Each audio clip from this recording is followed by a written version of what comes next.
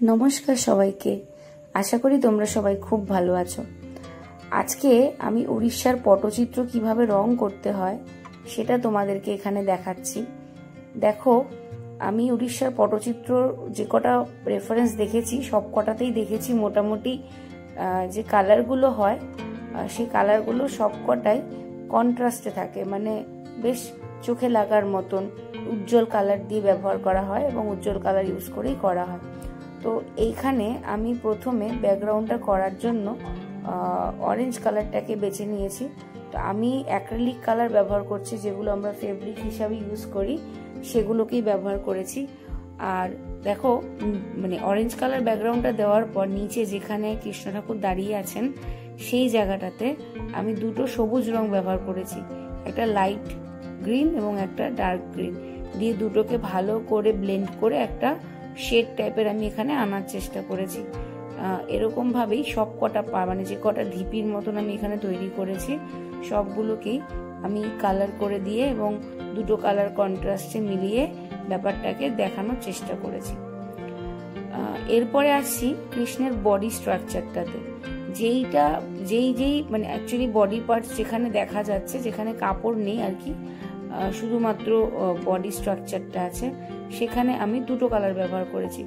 একটা হচ্ছে ডিপ নীল কালারটা যেটা আছে সেটা ব্লু, এবং একটা স্কাই ব্লু যেটা আছে সেটা। তারপরে যথারীতি একই রকম ভাবেই ডার্ক পোর্শনে ডার্ক রং দিয়েছি এবং লাইট পোর্শনে লাইট কালার দিয়ে দুটোকে ব্লেন্ড করে একটা কন্ট্রাস্ট আনার চেষ্টা করেছি। তোমাদের যদি বুঝতে কারোর অসুবিধা হয় তাহলে ভিডিওটাকে একটু পজ করে করে দেখে তারপরে তোমরা নিজেদের মতন করে চেষ্টা করতে পারো। আশা করছি তোমরা পেরে যাবে। আর যদি তারপরেও কোনো অসুবিধা থাকে তাহলে আমাকে কমেন্ট করে জানিও, আমি তোমাদেরকে যতটা সম্ভব মানে বোঝানো যায় সেটা আমি মানে চেষ্টা করব করার। দেখো, প্রথমবারে আমার কালারটা কিন্তু ভালো লাগেনি, এই জন্য আমি মানে বেশ কয়েকবার একই রকম ভাবে কালারটাকে অ্যাপ্লাই করেছি এবং করতে করতে একটা মানে শেড তৈরি হয়েছে, মুখের একটা শেড এখানে তৈরি হয়েছে। এরম ভাবে হাতে, পায়ে এবং আঙুলগুলোতেও আমি প্রপারলি একটা শেড দেওয়ার জন্য প্রথমে ডিপ ব্লু এবং তারপরে স্কাই ব্লু দিয়ে কালার করে কমপ্লিট করেছি। ধুতির জন্য, যেটা আর কি কৃষ্ণ ঠাকুরের নিচে পরা রয়েছে, ধুতিটা আমি এখানে হলুদ কালার নিয়েছি। এটা মিডিয়াম হলুদ কালার আছে, মিডিয়াম ইয়েলো বলা হয়। এবং তার মধ্যে শুধু ধুতি না, যে গায়ে যে মানে ওই শাল টাইপের যেটা থাকে সেখানেও আমি সাইডটাও হলুদ কালার দিচ্ছি, কারণ রেফারেন্স অনুযায়ী যে কটা আমি দেখেছি পটচিত্র সবগুলোতেই এরকম গোল্ডেন কালারের ব্যবহারটা যথেষ্ট বেশি পরিমাণে আছে। অর্নামেন্টসগুলোও তাই, এবং যে বডি স্ট্রাকচারের মধ্যে হলুদের বেশ একটা প্রাধান্য আমি দেখতে পেয়েছি। তো আমিও সেই পদ্ধতি অবলম্বন করেছি। তো আঁচলগুলো এবং আঁচল না, সরি ভুল বললাম, যে সাইডে দুটো যে মানে ওড়নার মতন যেটাকে বলছিলাম আমি শাল, যেটা ওগুলোতে দেখুন দুটো কালার ব্যবহার করেছি, একটা রেড এবং অরেঞ্জ। সব কটাতেই এরমভাবে একটা আমি ডিজাইন করার চেষ্টা করেছি। বেস কালারটা পুরো কমপ্লিট হয়ে যাওয়ার পর এবারে আমি এসছি ডিজাইনসগুলো করার জন্য ভেতরে।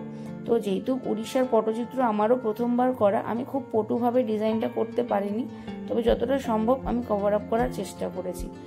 হলুদের ওপরে অরেঞ্জ কালার দিয়ে আগে অর্নামেন্টসগুলোকে একটু একটু বর্ডার করেছি, তারপরে আমি বাদবাকি যে মানে নিচে যে ধুতিটা আছে সেটাকে একটা সুন্দর করে একটা ডিজাইন করার চেষ্টা করেছি। আরেকটা বিশেষ গুরুত্বপূর্ণ ব্যাপার হচ্ছে, উড়িষ্যার পটচিত্রেও একটা বর্ডারের একটা প্রবণতা আছে, কিন্তু সেটা একটাই বর্ডার দেওয়া হয়। তাই ব্ল্যাক দিয়ে, মানে ব্ল্যাক কালারের যে ফেব্রিকটা হয় সেটা দিয়ে আমি সরু সরু করে একদম 0 নাম্বার তুলি ব্যবহার করে একটা বর্ডার করেছি এবং পেছনের ব্যাকগ্রাউন্ডের জন্য একটা গাছ আমি এঁকে নিয়েছি। এরকমই আর কি রেফারেন্সগুলোতে আমি দেখেছি, তাই এরকমই আমি করেছি। এবার আসি পরবর্তী যে কাজটা আমাদের করতে হবে। দেখতে পাচ্ছ যে আমি এখানে সাদা রংটা ব্যবহার করছি। অর্নামেন্টসের বিভিন্ন পোর্শনগুলোকে ডেকোরেট করার জন্য বা অর্নামেন্টসটাকে হাইলাইট করার জন্য সাদা রং ব্যবহার করা হয়।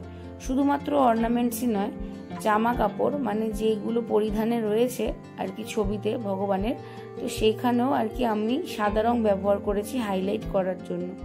ধুতি এবং যে মানে এখানে যে ওড়না টাইপসের যে নেওয়া রয়েছে, ওড়না বা শাল যাই বলুন না কেন, সেগুলোতেও আমি সাদা রং দিয়েছি। দিয়ে আর কি ব্যাপারটাকে ভালো করে হাইলাইট করে একটু দেখতে যাতে বেশ ভালো লাগে সেরকম একটা স্টাইল দেওয়ার চেষ্টা করেছি। ধুতির কুচিটা আমি দুরকম কালার রেখেছি বাই কন্ট্রাস্ট করার জন্য, এবং সেখানেও সাদা রং দিয়ে ভালো করে একটা শেড দিয়ে দিয়েছি। তো সম্পূর্ণ ভিডিওটাতে সাদা রঙের প্রাধান্যটা কিন্তু আছে, কারণ উড়িষ্যার পটচিত্রে শুধুমাত্র যে মানে হলুদ কালার দিয়ে বা হলুদ দিয়েই সম্পূর্ণ যে অরেঞ্জ কালার তার সাথে দিয়ে যে পুরো যা মানে অর্নামেন্টসগুলো বা গয়নাগুলো দেখানো হয় তা নয়, সঙ্গে সাদা দিয়েও আর কি করা হয়। তো এইখানে মেনলি সাদা দিয়ে হাইলাইট করা হয়, তাই এখানেও আমি তাই করেছি। আচ্ছা, এরপরে আসি ব্যাকগ্রাউন্ড ডেকোরেশনে। বাংলার পটচিত্র আর উড়িষ্যার পটচিত্রের মধ্যে এটা একটা পার্থক্য। এখানে ব্যাকগ্রাউন্ডটার মধ্যে গাছপালার একটা একটু মানে প্রাধান্যটা একটু অন্য রকমের।